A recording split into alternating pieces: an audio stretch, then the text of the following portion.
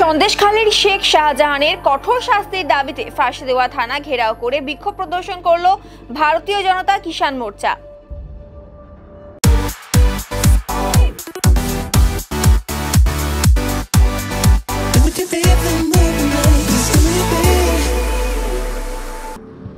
এদিন শেখ শাহজাহানের ফাঁসির দাবিতে মিছিল করে ফাঁসি দেওয়া থানায় পৌঁছায় ভারতীয় জনতা কিষাণ মোর্চার সদস্যরা।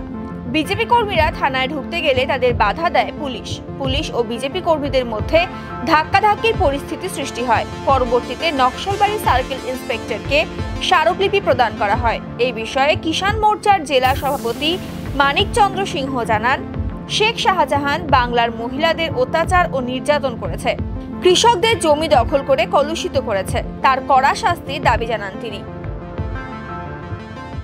ছিল যে সন্দেশখালীতে যে জঘন্যতম ঘটনা ঘটেছে আমাদের বাংলার মা বোনেদের সঙ্গে, সেই শেখ শাহজাহান এত বড় একটা ঘটনা করার পরেও উনি 56 দিন পরে গ্রেপ্তার হলেন। এত বড় জঘন্যতম ঘটনা আমাদের পশ্চিমবাংলার মধ্যে ঘটছে। পশ্চিমবাংলায় একজন মুখ্যমন্ত্রী আমরা পেয়েছি, সে হচ্ছে একজন মহিলা মুখ্যমন্ত্রী থেকেও পশ্চিমবাংলা যে ধরনের বর্বরতা হয়েছে মহিলাদের উপরে, যেই ধরনের অত্যাচার হয়েছে, আমার তো মনে হয় না সারা পৃথিবীতে এরকম কিছু ঘটছে কোথাও। সেই নিয়ে আমাদের আজকে একটা বিক্ষোভ কর্মসূচি ছিল এবং তার সাথে সাথে কৃষকের চাষযোগ্য জমি, যেই জমিগুলো জবর দখল করে ফেরি করে সেগুলোতে মাছ চাষ করা হচ্ছে এবং কৃষকদের সেখান থেকে তাড়িয়ে দেওয়া হচ্ছে, এই দাবিগুলো নিয়ে আমরা আজকে ফাঁসিদা থানায় একটা বিক্ষোভ এবং স্মারকলিপি প্রদানের একটা কর্মসূচি ছিল। তার সাথে সাথে আমরা দাবি রেখেছি যে শেখ শাহজাহান শুধু নয়, শেখ শাহজাহান একা এত বড় কাজটা করতে পারেনি। শেখ শাহজাহানের সঙ্গে এর মতো বড় বড় শেখ শাহজাহান আরও মাথা আছে।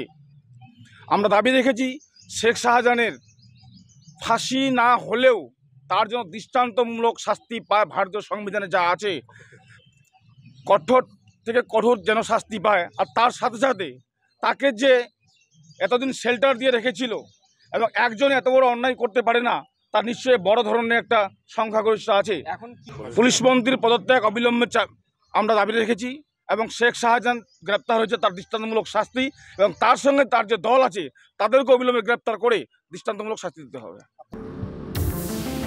এদিনের বিক্ষোভ কর্মসূচিতে উপস্থিত ছিলেন শিলিগুড়ি সাংগঠনিক জেলার সাধারণ সম্পাদক রাজু সাহা, সম্পাদক লক্ষ্মী শর্মা, কিষাণ মোর্চার সম্পাদক অনিল ঘোষ সহ অন্যান্যরা।